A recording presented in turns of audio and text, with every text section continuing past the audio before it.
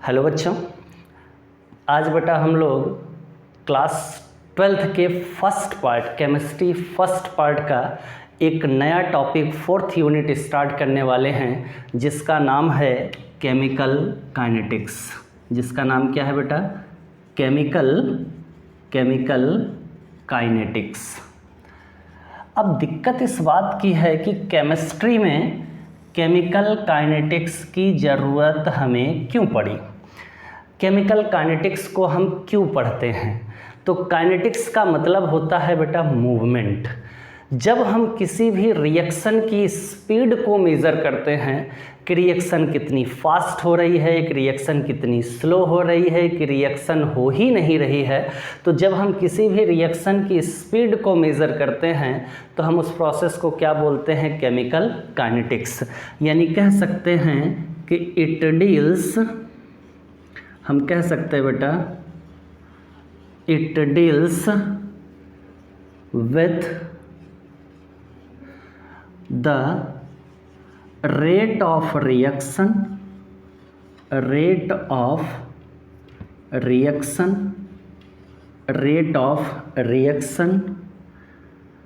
order of reaction और क्या कह सकते हैं बेटा? molecularity of reaction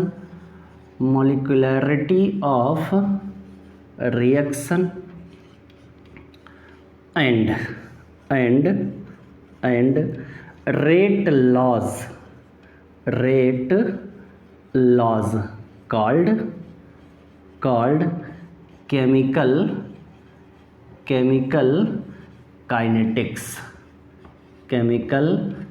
kinetics. बात ये आती है बेटा कि जब हम किसी भी रिएक्शन की स्पीड को मेज़र करते हैं, क्योंकि आप देखेंगे कि कई रिएक्शन बेटा आपको ऐसे मिलेंगे कि हम जैसे ही रिएक्टेंट को मिलाएंगे रिएक्शन कंप्लीट हो जाती है। ऐसी रिएक्शन को हम बोलते हैं फास्ट रिएक्शन, क्योंकि ये रिएक्शन बहुत ही स्पीड से होती हैं। कुछ ऐसे भी रिएक्शन है बेटा कि आप रिएक्टेंट को मिला के बैठे रहिए, आराम से इंतज़ार कर रहे हैं रिएक्शन होगी कि नहीं होगी। रिएक्शन होने में बहुत लंबा टाइम लग जाता है, हम ऐसे रिएक्शन को कहते हैं वेरी स्लो रिएक्शन। और कुछ रिएक्शन ऐसी होती हैं बेटा जिनको होने में थोड़ा सा कम टाइम लगता है वेरी स्लो के कंपैरिजन में, और थोड़ा सा ज़्यादा टाइम लगता है फास्ट के कंपैरिजन में। तो ऐसे रिएक्शन को हम कहते हैं स्लो रिएक्शन। और हम जब किसी भी रिएक्शन की रेट को डिफाइन करते हैं, स्पीड को डिफाइन करते हैं कि रिएक्शन किस स्पीड से हो रही है। जैसे मान लो अपने पास कोई एक रिएक्टेंट है बेटा A और ये कन्वर्ट हो रहा है प्रोडक्ट B में। अब ये जो रिएक्टेंट कैपिटल A है ये कितनी स्पीड से B में कन्वर्ट हो रहा है, इसी को हम क्या कहते हैं बेटा? Rate of reaction. यानी कि कितनी स्पीड से A B में कन्वर्ट हो जाएगा, इसी प्रोसेस को हम क्या कहते हैं? Rate of reaction. अब बेटा कितना पार्टिकल रिएक्ट किया है इसको हम क्या कहते हैं? Order of reaction. और हमने टोटल कितने पार्टिकल यहाँ पर ले रखे हैं, टोटल यहाँ पे हमने कितने पार्टिकल रिएक्टेंट के लिए हैं, यही क्या कहलाती है बेटा? मॉलिक्यूलरिटी। और जिस रूल से हम इसे कैलकुलेट करते हैं उसे हम कहते हैं रेट लॉज। यानी केमिकल काइनेटिक्स बेटा केमिस्ट्री की ऐसी ब्रांच होती है जो रिएक्शन की स्पीड को मेज़र करती है कि कोई भी रिएक्शन कितनी फास्ट हो रही है या कोई रिएक्शन कितनी स्लो हो रही है। आगे बढ़ते हैं बेटा, केमिकल काइनेटिक्स की गाथा को लेकर के हम आगे चलते हैं। और केमिकल काइनेटिक्स में हम पढ़ने से पहले, केमिकल काइनेटिक्स को पढ़ने से पहले हम थोड़ी सी एक नज़र डाल लेते हैं केमिकल रिएक्शन पर। बात करते हैं बेटा केमिकल रिएक्शंस की। बात ये आती है कि केमिकल रिएक्शन होते क्या हैं और कितने टाइप के होते हैं। तो कहते हैं कि केमिकल रिएक्शन को बेटा डिवाइड किया गया है। केमिकल रिएक्शन को हम डिफाइन करते हैं 3 तरह से, जिसमें से एक होता है जिसे हम कहते हैं फास्ट रिएक्शन। एक बेटा जिसे हम क्या कहते हैं, फास्ट रिएक्शन। बेटा इसी को हम कभी कभी प्यार से इंस्टेंटेनियस रिएक्शन भी बोलते हैं। इसी को हम कभी प्यार से इंस्टेंटेनियस रिएक्शन भी कह देते हैं बेटा। इसी को कभी कभी हम प्यार से आयोनिक रिएक्शन बोलते हैं, मतलब कि ये आयनिक रिएक्शन होती है। केमिकल रिएक्शन को बेटा हम 3 पार्ट में डिवाइड करते हैं, जिसमें से पहला पार्ट आपका है फास्ट रिएक्शन। फास्ट रिएक्शन को हम इंस्टेंटेनियस रिएक्शन भी कहते हैं और इसी फास्ट रिएक्शन को हम आयनिक रिएक्शन भी कहते हैं। आज बेटा बात करते हैं एक और रिएक्शन होती है जिसे हम कहते हैं very slow reaction. Very slow reaction, इसको हम प्यार से एक और नाम देते हैं जिसे हम कहते हैं बेटा मॉलिक्यूलर रिएक्शन। इसी को प्यार से हम और क्या नाम से पुकारते हैं, मॉलिक्यूलर रिएक्शन की। बेटा रिएक्शन को एक और पार्ट में डिवाइड किया गया है जिसे हम कहते हैं स्लो रिएक्शन, जिसका नाम होता है बेटा स्लो रिएक्शन, या इसी को हम प्यार से कहते हैं मॉडरेट रेट रिएक्शन। इसी को प्यार से हम क्या पढ़ते हैं बेटा, मॉडरेट रेट रिएक्शन। तो केमिकल रिएक्शन को 3 पार्ट में तोड़ा गया है, fast reaction, slow reaction, very slow reaction. Fast reaction को हम इंस्टेंटेनियस रिएक्शन भी बोलते हैं बेटा, आयनिक रिएक्शन भी बोलते हैं। स्लो रिएक्शन को हम मॉडरेट रेट रिएक्शन बोलते हैं। वेरी स्लो रिएक्शन को हम बेटा मॉलिक्यूलर रिएक्शन भी कहते हैं। आज थोड़ी सी बात हम कर लेते हैं कि फास्ट रिएक्शन क्या होती हैं। फास्ट रिएक्शन क्या होती हैं बेटा, फास्ट रिएक्शन ऐसी रिएक्शन होती हैं जो बहुत ही कम टाइम में हो जाएं, यानी आपने रिएक्टेंट मिलाया नहीं कि प्रोडक्ट बनना स्टार्ट हो जाए, ऐसे रिएक्शन को हम क्या कहते हैं बेटा, फास्ट रिएक्शन। यानी हम कह सकते हैं इट कंप्लीटेड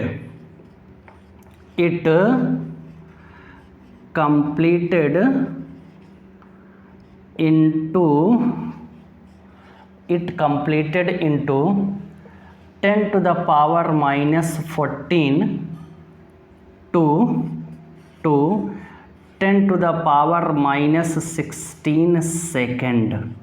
बेटा ऐसी रिएक्शन जो 10 to the power -14 से 10 to the power -16 सेकेंड में कंप्लीट हो जाएं। ज़रा ध्यान से देखो, टाइम का भी फ्रैक्शन कितना कम है बेटा, यानी कि आप अपनी पलक को एक बार झपकाएंगे, ये रिएक्शन बेटा करोड़ों बार हो जाएंगी। ऐसे रिएक्शन को हम क्या कहते हैं, इंस्टेंटेनियस रिएक्शन, या ऐसे रिएक्शन को हम क्या कहते हैं बेटा, आयनिक रिएक्शन, या ऐसे रिएक्शन को हम किस नाम से पुकारते हैं, फास्ट रिएक्शन। जैसे एक रिएक्शन लेकर के आपको दिखाता हूँ। मान लो बेटा अपने पास NaCl का एक्वस सॉल्यूशन है, उसमें हम AgNO3 मिला देते हैं।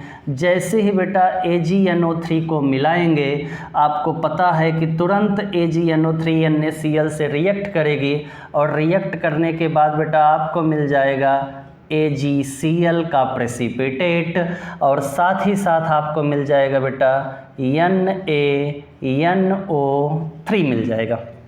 यानी कि ये रिएक्शन इतनी फास्ट होती है बेटा कि ये रिएक्शन 10 to the power -14 से 10 to the power -16 सेकेंड में कंप्लीट हो जाती है। इसलिए हम इस रिएक्शन को क्या कहते हैं, फास्ट रिएक्शन।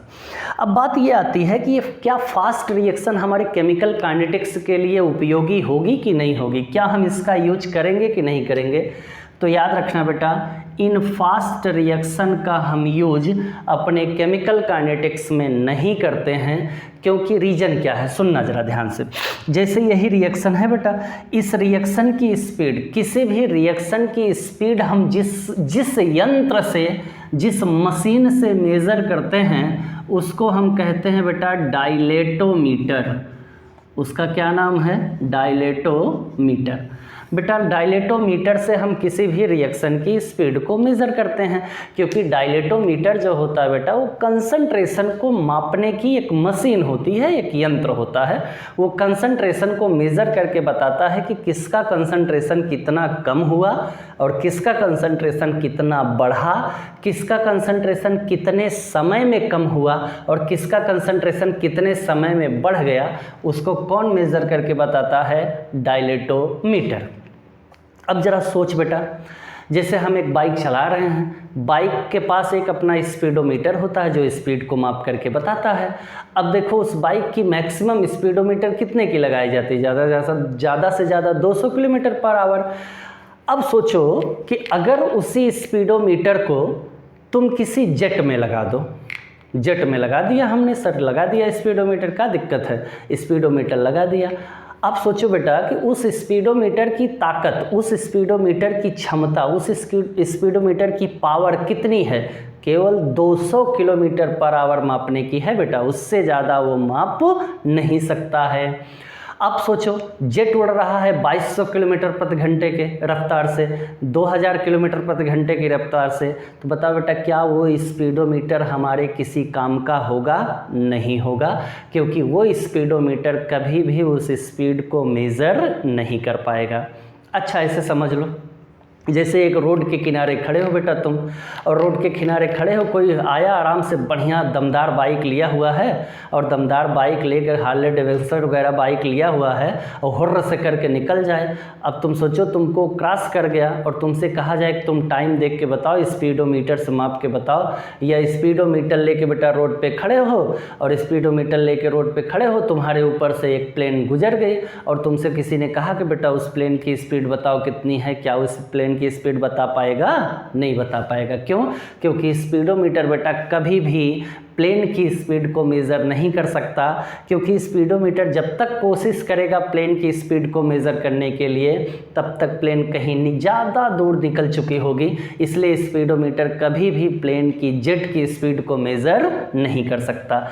तो हमारी काइनेटिक्स में बेटा फास्ट रिएक्शन का कोई काम नहीं है, क्योंकि डायलेटोमीटर कभी भी इस रिएक्शन की रेट को डिफाइन नहीं कर पाती है। आज जरा मिल लेते हैं हम वेरी स्लो रिएक्शन से। पहले हम इनसे मिल लेते हैं, फिर मॉडरेट के पास चलेंगे। देखते हैं कि वेरी स्लो रिएक्शन क्या होती हैं। बेटा ऐसी रिएक्शन जिसमें प्रोडक्ट बहुत लंबे समय के बाद बनता है। हम लोग बेटा बात करें वेरी स्लो रिएक्शन की, तो हम कह सकते हैं द रिएक्शन इन विच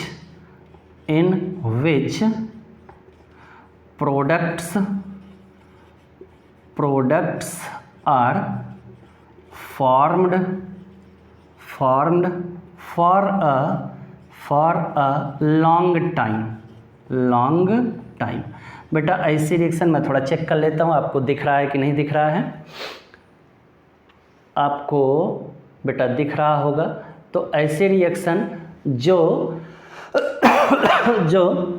जिसमें प्रोडक्ट बहुत लंबे समय के बाद बनता बेटा, तो हम ऐसी रिएक्शन को कहते हैं वेरी स्लो रिएक्शन। जैसे हमने एक एग्जांपल लिया बेटा H2 + O2। अब सोचो बेटा हमने क्या किया, गर्मियों की छुट्टी हो रही थी, हमने अपने कमरे में H2 को लिया और O2 को लिया, दोनों को बंद कर दिया। कमरा बेटा एकदम ठसाठस भरा हुआ है, लबालब भरा हुआ है कमरा, H2 O2 से एकदम ठूस के हमने कमरे को भर रखा है। और हमने क्या किया, ताला बंद किया, कहीं घूमने निकल गए, पिकनिक मनाने चले गए बेटा। और घूमने जब चले तो हम 15 दिन 20 दिन के बाद आए तो हमको याद आया हमने अपने कमरे में तो हाइड्रोजन और ऑक्सीजन को बंद कर रखा है। हम जैसे ही कमरे को खोलते हैं बेटा, लबालब एकदम बाढ़ आ जाएगी। सोच के देख, क्या ऐसा कुछ होगा? नहीं होगा। क्यों? क्योंकि H2 और O2 कभी भी आपस में रिएक्ट नहीं करेंगी नॉर्मल कंडीशन में। तो हम देखेंगे बेटा कि कभी भी H2O2 के रिएक्ट करने से कभी भी H2O का फॉर्मेशन नहीं होगा। क्यों? क्योंकि ये रिएक्शन बेटा बहुत ही स्लो है। अब सोचो, क्या इस वेरी स्लो रिएक्शन की ज़रूरत हमें काइनेटिक्स में पड़ेगी बेटा? नहीं पड़ेगी। क्यों? क्योंकि ये रिएक्शन इतनी स्लो है कि इसकी स्पीड को कभी भी डायलेटोमीटर स्पीड को मेज़र नहीं कर पाएगा। अच्छा सोचो, अब तुम सोचो कि स्पीडोमीटर लेके रोड पे खड़े हो और बगल से एक बाइक निकली, तुमने स्पीड बता दिया सर इतनी स्पीड से जा रहा है, हमने कहा बहुत अच्छी बात है बेटा, और तुरंत मेरी नज़र तुम्हारे पैरों के पास गई, मैंने कहा बेटा तुम्हारे पैर से ये चींटी जा रही, ज़रा इसकी स्पीड मेज़र करके बताओ कितनी है। तो सोच के देख बेटा, क्या इस स्पीडोमीटर चींटी की स्पीड को मेज़र कर पाएगा? नहीं। क्यों? क्योंकि चींटी कितनी बहुत ही स्लो स्पीड से चल रही है। तो अगर रिएक्शन बेटा बहुत स्लो होती है तो वो हमारे किसी काम की नहीं होती, क्योंकि हम उसके रेट को मेज़र नहीं कर पाते हैं। आज बेटा थोड़ी सी मुलाकात हम लोग कर लेते हैं स्लो रिएक्शन से और देखते हैं कि स्लो रिएक्शन क्या होती है या मॉडरेट रेट रिएक्शन क्या होती है। ज़रा हम इनसे मिल लेते हैं कि ये महोदय हैं कौन। सुनना ज़रा ध्यान से। तो कहते हैं बेटा कि मॉडरेट रेट रिएक्शन जो होती है ये मॉलिक्यूल्स के बीच में होती है। किसके बीच में होती है? मॉलिक्यूल्स। इट एग्जिस्ट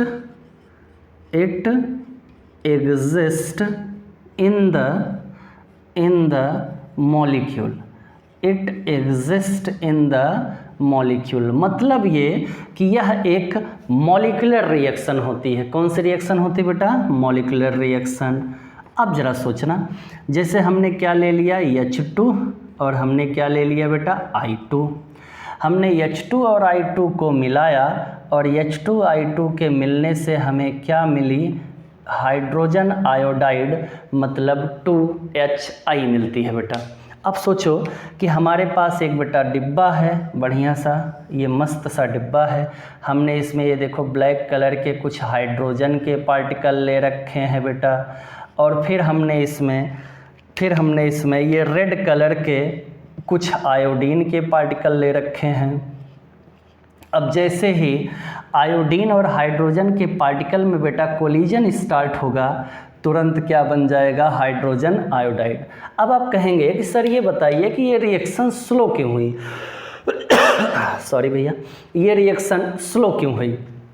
तो देख बेटा, यहाँ मॉलिक्यूल है और मॉलिक्यूल को टकराना पड़ेगा।